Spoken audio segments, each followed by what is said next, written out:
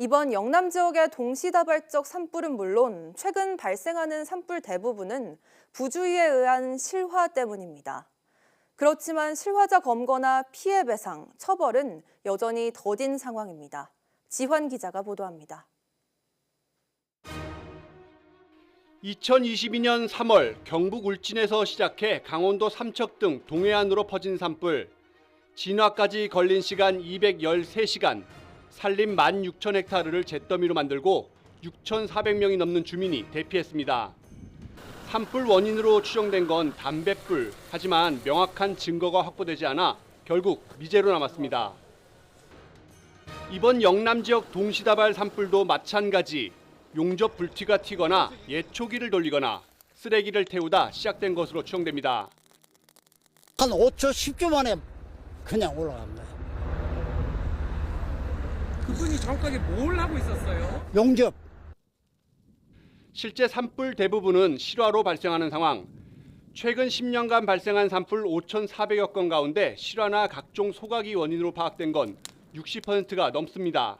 반면 실화자 검거는 10건 중 3건 정도. 물론 과실이든 부주의든 방화든 모두 처벌 대상입니다. 고의로 산불을 내면 최고 징역 15년, 실수로 불을 냈더라도 3년 이하 징역이나 3천만 원 이하 벌금입니다. 하지만 산불을 낸 실화자가 실형을 받는 경우는 무척 드뭅니다.